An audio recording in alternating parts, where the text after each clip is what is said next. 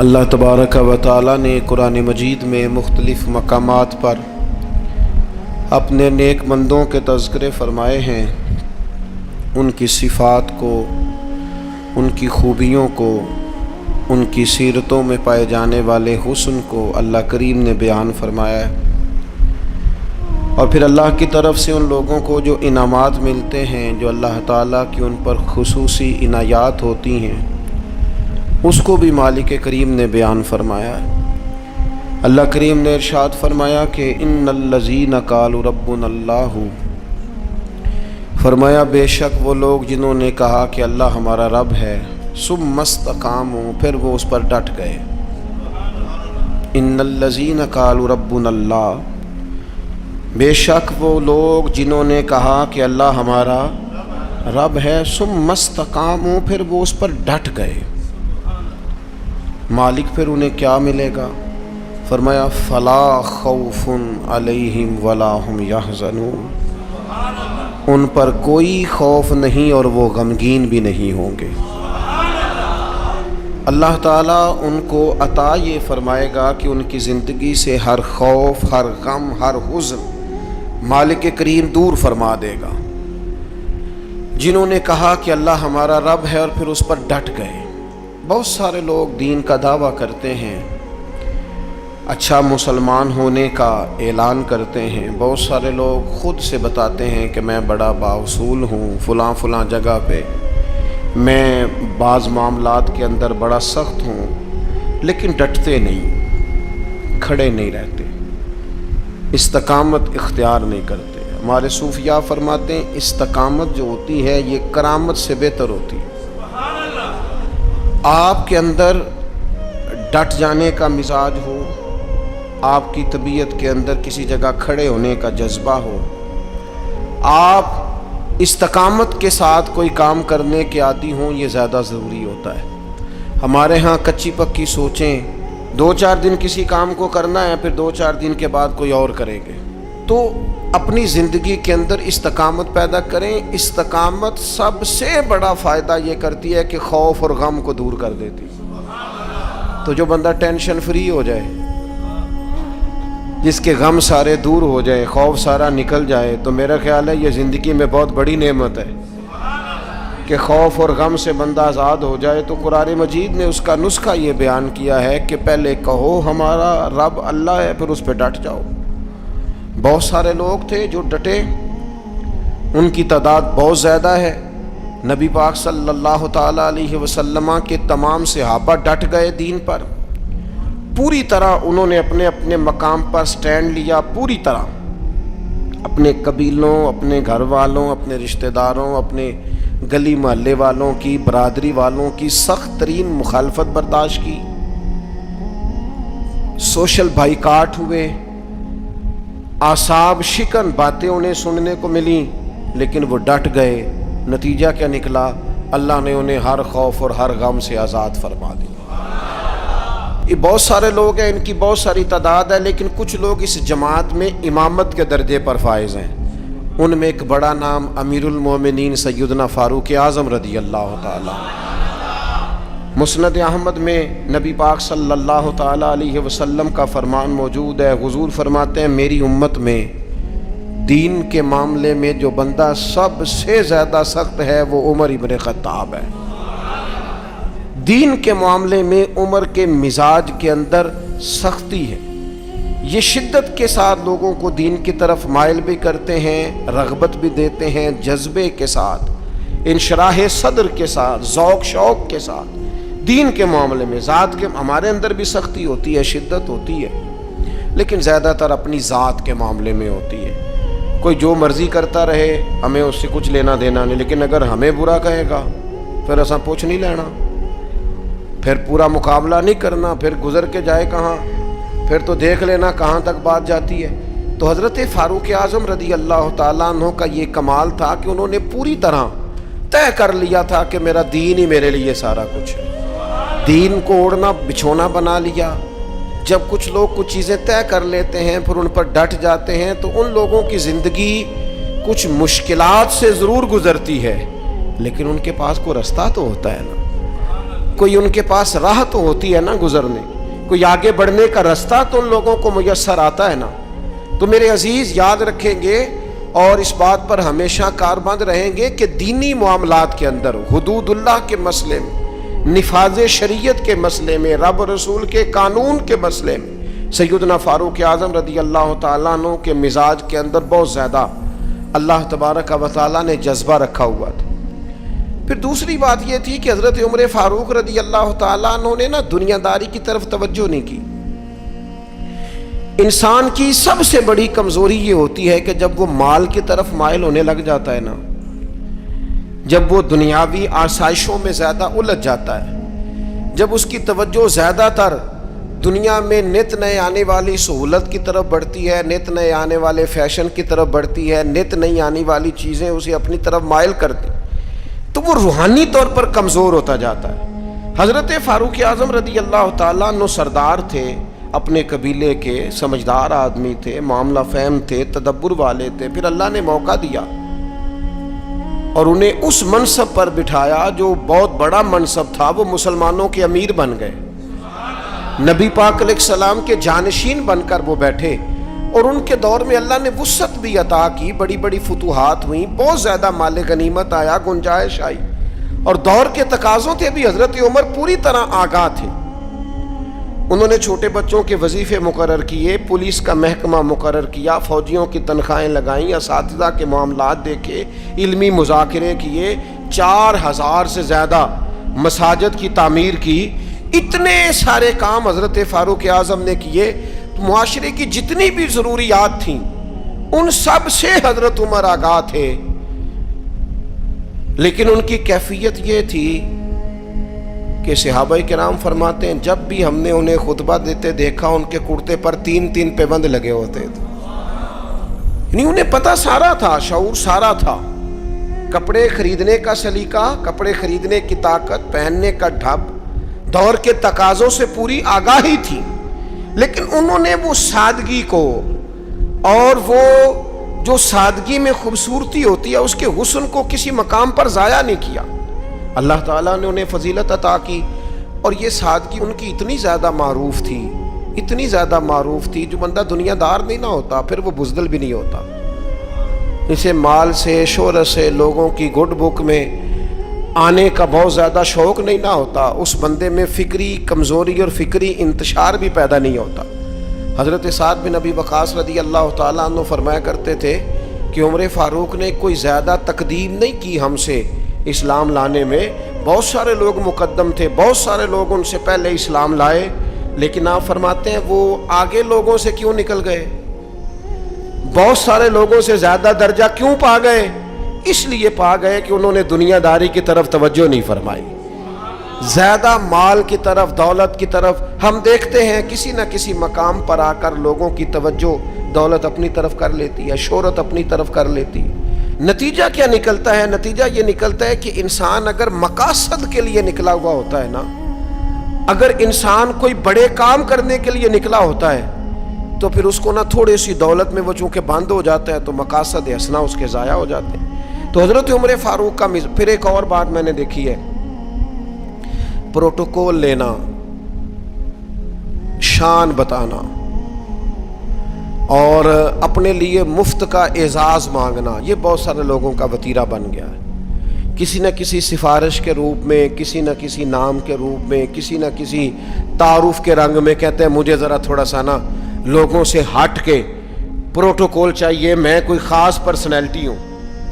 یہ اتنا بڑا نقص ہے معاشرے کا، اتنا بڑا نقص ہے کہ 2 4 5 لوگ بہت سارے لوگوں کو تکلیف میں مبتلا کر دیتے ہیں، بہت سارے لوگوں کو آزمائش میں ڈال دیتے ہیں۔ ایک آدمی روڈ پہ چڑھا ہوا ہے، وہ کیا ہے؟ وہ VIP ہے، لیکن اس کے نتیجے میں کتنے لوگوں کا سفر مشکل ہو گیا، کتنی ایمبولینس تھی جن کا گزرنا مشکل ہو گیا، کتنے لوگ تھے جو تکلیف اور اذیت میں آ گئے، لیکن اس کا پروٹوکول جاری ہے۔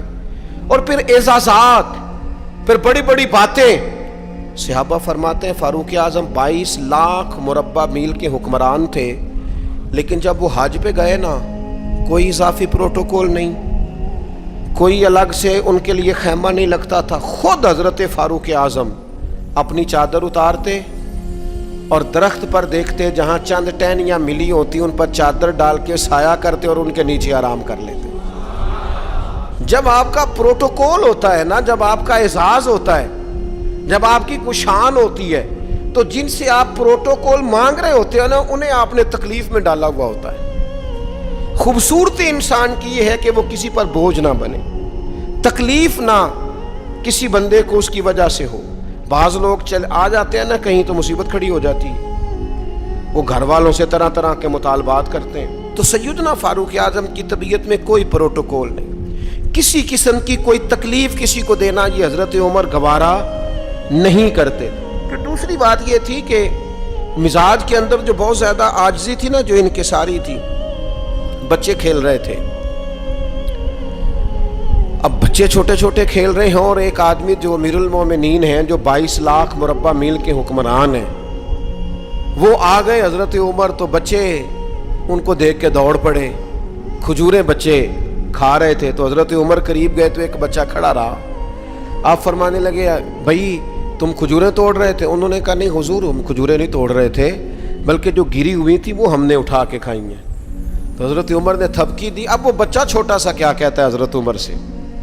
آپ شخصیت کا قد کاٹ دیکھیں، وقار دیکھیں، مقام دیکھیں، لیکن وہ چھوٹا بچہ عرض کرتا ہے امیر المومنین یہ میں نے نا کھجوریں بڑی مشکل سے زمین سے جمع کی ہیں، وہ جو کونے پہ سامنے بچے کھڑے ہیں بڑے شرارتی اور تیز ہیں، اور وہ اس طاق میں کھڑے ہیں کہ میں ان کے قریب سے گزروں گا تو وہ میری کھجوریں چھین لیں گے، حضور اب میں کیا کروں؟ تو حضرت عمر کہنے لگے کرنا کیا ہے، میں تیرے ساتھ چلتا ہوں، تجھے گھر چھوڑ کے آتا ہوں۔ یعنی اتنا ٹائم ہے اتنے بڑے آدمی کے پاس کہ ایک بچے کو کہے چل تجھے گھر چھوڑ کے آؤں۔ حضرت فاروق اعظم رضی اللہ تعالیٰ عنہ اس بچے کے ساتھ ساتھ چل رہے ہیں، کئی گلیاں گزر کر کئی محلے گزر کر اس کا گھر آ گیا، کہنے لگے پتر اب تو گھر پہنچ گیا، مجھے اجازت ہے میں جاؤں؟ کسی جگہ مزاج میں، کسی کونے میں، کسی جگہ یہ بات نہیں پیدا ہونے دی کہ میں کوئی چیز ہوں۔ ہمارے ہاں بہت سارے لوگ ہیں 6 تو کارڈ رکھے ہوئے ہیں۔ حضرت فاروق اعظم رضی اللہ تعالیٰ عنہ کے مزاج کے اندر یہ حسن تھا، یہ خوبصورتی تھی۔ یہ خوبصورتی ہوتی ہے کہ انسان بڑا ہو پر اپنے آپ کو بڑا سمجھے نا، اس کا بڑا اونچا قد ہو لیکن وہ زمین پہ بیٹھنا پسند کرے، علمی فکری صلاحیتیں بہت زیادہ ہوں لیکن اس شخص کا مزاج یہ ہو کہ کسی جگہ اس بندے سے مل کر انسان اپنے آپ کو چھوٹا محسوس نہ کرے۔ حضرت فاروق اعظم کے مزاج کی یہ سادگی، پھر اس کے بعد ان پر نا باتیں پوری طرح طاری تھیں۔ میں بڑی معذرت کے ساتھ عرض کروں گا، آج لوگوں نے دین کے کپڑے پہنے ہوئے ہیں، وہ دیندار نہیں ہیں، انہوں نے دین کا لباس پہنا ہوا ہے لیکن دیندار نہیں ہے، انہوں نے دین کا تعارف اپنے ساتھ لگایا ہوا ہے، سابقہ اور لاحقہ لگایا ہوا ہے، میں فلاں صاحب ہوتا ہوں، لیکن ان کی گفتگو، ان سے اٹھنا بیٹھنا، ملاقات کرنا وہ ثابت نہیں کرتا کہ یہ بندے دیندار ہیں، انداز نہیں بتاتے۔ دیندار کے لہجوں سے بھی دین چھلکتا ہے، اس کے اخلاق سے، گفتگو سے دین کی خوشبو آتی، لیکن انسان کہے کہ چونکہ میری پگڑی بڑی ہے لیکن ہے صرف پگڑی تو مجھے دیندار مانو، میری وضاقتہ صرف دینداروں جیسی ہے، تو یہ نہیں ہوتا۔ میں رات ایک جگہ پہ کہہ رہا تھا کہ رسول پاک صلی اللہ تعالیٰ علیہ وسلم کا جو اخلاقی کمال ہے نا، حضور علیہ الصلوۃ والسلام نے جو اخلاقی قدروں کو عروج دیا ہے، وہ قدریں ہمارے اندر پیدا ہوں گی تو پھر پتہ چلے گا ہم کتنے دیندار ہیں۔ ہمارا صبر، ہمارا حوصلہ، ہمارا درگزر، ہمارا معاف کرنا، ہمارا خیر خواہی کرنا، ہمارا دوسروں سے محبت کرنا، ہمارا عزت نفس والا ہونا، کبھی کسی کے سامنے ہاتھ نہ پھیلانا، یہ بتائے گا ہم کتنے دیندار ہیں۔ ہمارے کردار کی عظمت بتائے گی ہم کتنے دیندار ہیں۔ لیکن اگر ہمارے مزاجوں میں یہ چیزیں موجود نہیں تو پھر ہم جبرن تو کسی کو منوا لیں گے لیکن وہ جو اعلیٰ اخلاقی اقدار ہیں وہ نہیں ہوں گے۔ حضرت عمر کا یہ کمال ہے کہ ان پر پوری طرح دین نافذ تھا، طبیعت اور مزاج پر نافذ تھا۔ تو انسان اپنے بچوں کو ہمیشہ وہ چیز دیتا ہے جو اسے سب سے زیادہ اچھی لگتی ہے۔ ایک دن حضرت عمر نے چاہا کہ میں نہ کچھ خاص نصیحتیں کروں لوگوں کو، کچھ خاص پیغام دین کا دوں، تو آپ نے لوگوں کو مسجد میں جمع کیا تو کافی سارے لوگ جمع ہو گئے، شہری بھی دیہاتی بھی۔ حضرت فاروق اعظم رضی اللہ تعالیٰ عنہ نے کتاب و سنت کے پیغام کو بڑا چن کے، بڑا تلاش کر کے اور بڑی ذوق سے، بڑی وارفتگی کے ساتھ، بڑے خاص لہجے میں ان لوگوں تک پہنچایا۔ جناب عمر نے بڑے درد سے باتیں کی اور لوگوں نے سنی، گفتگو ختم ہو گئی، لوگ اپنے اپنے گھروں کو چلے گئے۔ حضرت فاروق اعظم رضی اللہ تعالیٰ عنہ گھر گئے، اپنے بچوں سے، اہل خانہ سے فرمانے لگے، جو گفتگو میں نے مسجد میں کی ہے تم نے بھی سنی ہے کہ نہیں؟ نے کہا جناب ہم نے بھی سنی ہے۔ آپ فرمانے لگے میں نے آخر میں ایک بات بھی کی تھی۔ کہا جی ہاں آپ نے آخر میں کہا تھا جس نے میری بات پر عمل نہ کیا میں سزا بھی دوں گا، کوڑا بھی اٹھے گا، حد بھی جاری ہوگی، اگر جو حدود اللہ میں نے بیان کی ہیں اگر کسی بندے نے ان کو کراس کیا تو سزا بھی۔ کہا جناب بالکل ہم نے سنا ہے، آپ نے فرمایا ہے کہ جو نہ مانے گا اسے سزا بھی ہوگی۔ تو عمر کہنے لگے اب تم ایک بات اضافی سن لو، وہ جن کو میں نے تقریر سنائی ہے نا اگر وہ نہیں مانیں گے تو سزا سنگل ہوگی، اور اگر عمر کے گھر والے نہیں مانیں گے تو پھر سزا ڈبل ہوگی۔ تمہارے لیے سزا ڈبل ہے، تمہاری ذمہ داریاں ڈبل ہیں۔ اگر کسی کا دینی تعارف ہے، اگر کوئی بڑے خاندان سے ہے، اگر کوئی اپنا تعارف کسی اونچے قبیلے سے رکھتا ہے، اگر کسی کی نسبت کسی بڑی شخصیت کے ساتھ، تو اس کی تو سزا ڈبل بتا رہے ہیں جناب عمر۔ وہ فرماتے ہیں بھی سزا ڈبل ہے، اگر تیرا عہدہ اونچا، میں پیر صاحب کا بڑا قریبی ہوں، تو تیرے اخلاق بتانے چاہیے تو کتنا قریبی ہے، تیرے اوپر اس کا اثر ہو پتہ چل جائے گا تو کتنا قریبی ہے۔ نیرا نیڑے بیٹھنے سے تو کوئی قریبی نہیں ہوتا، نیرا 20 تصویریں ساتھ آنے سے تو کوئی قریبی نہیں ہوتا۔ تعلیم کا، تربیت کا، اخلاق کا، کردار کا حضرت عمر نے فرمایا ڈبل سزا دوں گا۔ آج ہماری ساری نصیحتیں غیروں کے لیے، ہمارے سارے پیغامات اوروں کے لیے، اور جب ہمارے اپنے گھر کی باری آتی ہے، جب اپنے گھر میں نفاذ دین کی باری آتی ہے تو بہت سارے لوگ جو ہیں وہ کمزور نظر آتے ہیں، بہت سارے لوگ جو ہیں وہ کچے نظر آتے ہیں۔ تو حضرت عمر چونکہ حدود اللہ کے معاملے میں سخت تھے۔ پھر ایک اور بات بھی تھی، حضور علیہ الصلوۃ والسلام نے فرمایا عمر تمام لوگوں سے دین کے معاملے میں زیادہ سخت ہے، لیکن وہ سختی جو تھی نا وہ غیر شعوری سختی نہیں تھی، ایسا نہیں تھا کہ کبھی حدود کراس ہو جائیں۔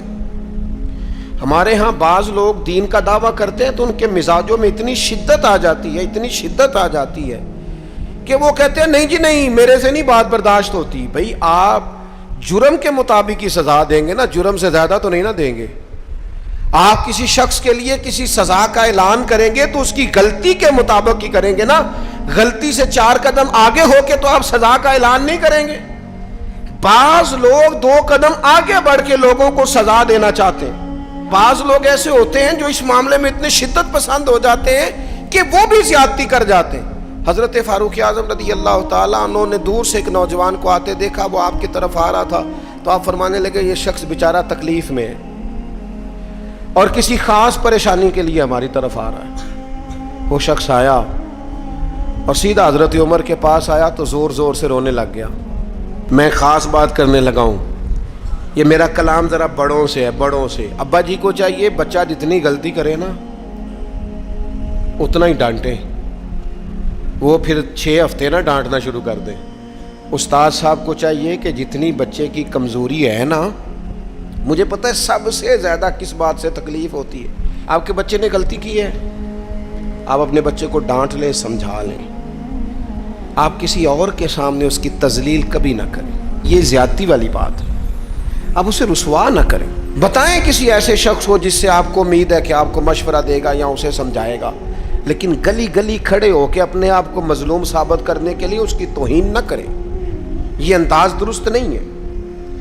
اس سے بچوں کی انسلٹ ہوتی ہے، وہ کمزور پڑ جاتے ہیں، ہر جگہ رونا رونا میرے بچے اچھے نہیں، میں بڑا پریشان، کیا بات کر رہے ہیں آپ؟ یہ بچہ تو آپ کی کمائی ہے، اساس ہے، حسن ہے، نسل ہے، اصل ہے، اور اس قدر زیادہ تکلیف دینا، جگہ جگہ شکایتیں، جگہ جگہ باتیں۔ ہمارے بچے ہمارے ہیں نا، تو ان کی عزت کس کی ہے؟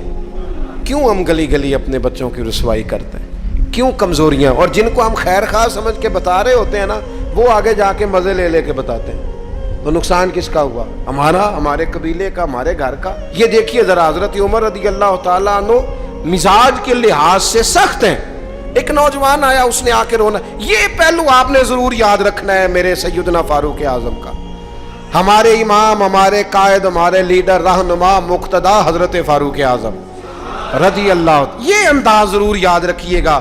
حضرت عمر فاروق کا یہ طبقات ابن سعد میں موجود ہے. نوجوان آیا اور آ کے رو ہی پڑا.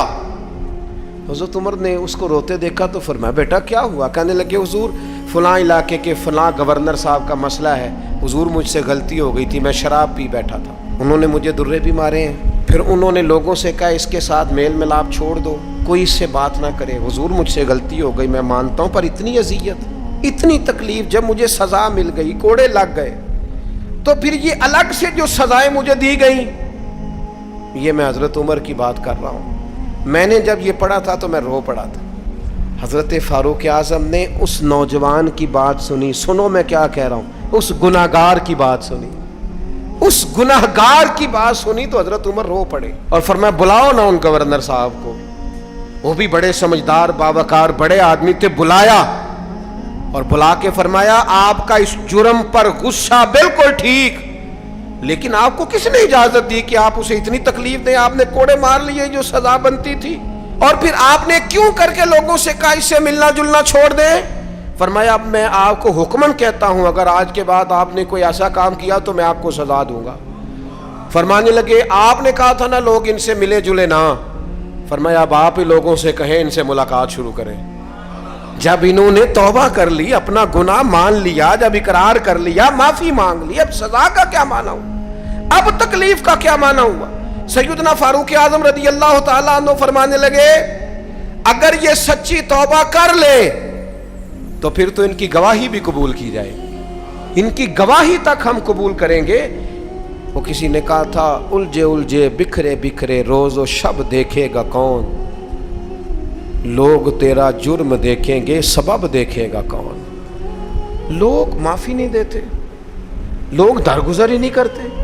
انسانوں سے غلطیاں ہو جاتی ہیں, لیکن اگر کسی نے توبہ کر لی, اور صحیح حدیث میں موجود ہے, نبی پاک علیہ السلام نے فرمایا اگر کبھی کسی بندے سے کوئی گناہ ہو گیا پھر اس نے توبہ کر لی, اگر کسی نے اس بندے کو دوبارہ وہ گناہ یاد کرایا تو اللہ تعالیٰ اس بندے کو یاد کرانے والے کو سزا دے گا, مرنے سے پہلے پہلے اسے بھی اس گناہ میں مبتلا کر دے گا. تو حضرت عمر نے فرمایا تم نے 2 قدم بڑھ کے اذیت دی. وہ اعتدال میں رہنے کے قائل تھے, وہ نفاذ دین کے معاملے کے اندر حدود و قیود کے قائل تھے. ہم شدت پسندی کرتے ہیں, 2 قدم آگے. اور پھر حضرت عمر کی خواہش کیا تھی, میں بات سمیٹنے لگا ہوں. ایک بڑی خاص بات جو بڑی طبیعت کو بھاتی ہے, اس پر آپ نے ضرور غور کرنا ہے. سیدنا فاروق اعظم نے ایک دن صحابہ کے بیچ بیٹھے تھے. ہمارے ہاں لوگ پتہ کیا کہتے ہیں, وہ کہتے ہیں پیسہ آ جائے, کاروبار چل جائیں, فیکٹریاں لگ جائیں, اور معیشت اور معاشرت کے مسائل حل ہو جائیں, کاروبار وسیع ہو جائے, کھیت کھلیان کھل جائیں تو شاید انقلاب آ جائے گا. انقلاب ہمیشہ اچھے لوگوں سے آیا کرتا ہے. فیکٹریوں کے بہتر ہونے سے زیادہ ضروری یہ ہے کہ قوم دیانتدار ہو جائے. کاروبار تو چل ہی جائے گا, لیکن اس سے پہلے ضروری یہ ہے کہ لوگ جد و جہد والے ہو جائیں, اخلاق والے, عبادت والے ہو جائیں. حضرت عمر بیٹھے تھے صحابہ کے درمیان, فرمایا بھئی اپنی اپنی خواہش کا اظہار کرو. تو ایک صحابی کہنے لگے میرا دل کرتا ہے میرے پاس بہت زیادہ سونا چاندی ہو, سارا اللہ کے رستے میں خیرات کر دوں. تو حضرت عمر کہنے لگے آپ کی خواہش بڑی شاندار ہے, آپ بھی کوئی خواہش کیجیے. تو دوسرے صحابی عرض کرنے لگے, انہوں نے سونا چاندی کہا, میرا دل کرتا ہے ہیرے جواہرات ہوں اور زمین ہیرے جواہرات سے بھر جائے, اور میں ایک تنکا بھی بچا کے نہ رکھوں, سارا اللہ کی مخلوق میں تقسیم کر دوں. سب اپنی اپنی خواہشات بتاتے رہے. حضرت عمر رضی اللہ تعالیٰ عنہ فرمانے لگے تم سب کی خواہشات بجا ہیں, لیکن اگر مجھ سے پوچھو نا تو میرا دل کرتا ہے زمین بھر جائے حضرت معاذ ابن جبل جیسے لوگوں سے. میرا دل کرتا ہے زمین بھر جائے حضرت ابو عبیدہ بن جراح جیسے لوگوں سے. میرا دل کرتا ہے زمین بھر جائے حضرت سالم مولا جیسے لوگوں سے. میرا دل کرتا ہے ان جیسے لوگوں سے زمین بھر جائے اور میں ان سب کو اللہ کی فرما برداری کے کاموں میں لگا دوں. رجال کار پیدا ہوں, اچھے لوگ پیدا ہوں, مردان خدا پیدا ہوں, وہ لوگ پیدا ہوں جن کے کردار کی خوشبو سے زمانہ مہک اٹھے. حضرت عمر فرمانے لگے میرا جی چاہتا ہے ان لوگوں سے زمین بھرے اور ان لوگوں کو ہم اللہ کی فرما برداری میں لگائیں۔ تو حضرت عمر نے ہمیں یہ سبق پڑھایا کہ چاندی اور سونا بڑا آ جائے، دودھ اور شہد کی نہریں بھی بہہ جائیں، لیکن اگر دیانتدار قیادتیں موجود نہ ہوں، اگر قوم امانت داری سے، تقوی سے، محنت سے، جد و جہد سے آری ہو تو انقلاب کیسے آئے؟ ہمیں سبق دیا کہ رجال کار تیار کرو، تعلیم و تربیت کے ساتھ ایسے لوگوں کو تیار کیا جائے جن کا اخلاق دین کے مطابق ہو، کردار دین کے مطابق ہو، سوچوں پہ اللہ کے خوف کا پیرا ہو، ان کی زندگی نکھری ہوئی ہو، سجی ہوئی ہو، سنوری ہوئی ہو۔ ایسے لوگ جب امت تیار کرنے میں کامیاب ہو جائے گی، مزاج بن جائے گا، پھر دیکھیں گے کہ انقلاب کس عظمت کے ساتھ، کس بلندی کے ساتھ آتا ہے۔ ان اعلیٰ کردار والے لوگوں کو تیار، اور وہ اعلیٰ کردار والے لوگ تیار کیے جا سکتے ہیں، اپنے ادارے میں تیار کیے جائیں، اپنی خانقاہ میں تیار کیے جائیں، مسجد میں تیار کیے جائیں، کچھ نہ ہو سکے تو اپنے گھر میں اپنے بچے تیار کیے جائیں، ان کو کردار کی بلندیاں اور عظمتیں سکھائی جائیں۔ یہ بات، یہ ابلاغ اگر آگے ہونے لگ جائے تو پھر شعوری بلندی اور شعوری پختگی آئے گی۔ یکم محرم الحرام سیدنا فاروق اعظم رضی اللہ تعالیٰ عنہ کا یوم شہادت ہے۔ کوشش فرمائیے گا اپنے اپنے گھروں میں، اپنے اپنے علاقوں میں حضرت عمر کی یاد منانے کی کوشش کی جائے، ان کا تذکرہ کیا جائے۔ ان کی باتیں چاند سے زیادہ ٹھنڈی، سورج سے زیادہ روشن ہیں، ان کی باتیں اللہ کے لشکروں میں سے لشکر ہیں، ان کا تذکرہ ہمیشہ خوشبودار ہے، ان کی گفتگو ہمیشہ دینی جذبہ پیدا کرتی ہے، ان کی باتیں انسان کو اللہ کی اطاعت اور فرما برداری کے قریب لاتی۔ حضرت فاروق اعظم رضی اللہ تعالیٰ عنہ کے تذکار جمیلہ سے، ان کی گفتگو سے، ان کی باتوں سے اپنے دل کو بھی ٹھنڈا کیا جائے اور اپنے ماحول کو بھی خوبصورت بنایا جائے۔ اللہ تعالیٰ ہمیں ان بزرگوں کے فیض سے فیض یاب فرمائے۔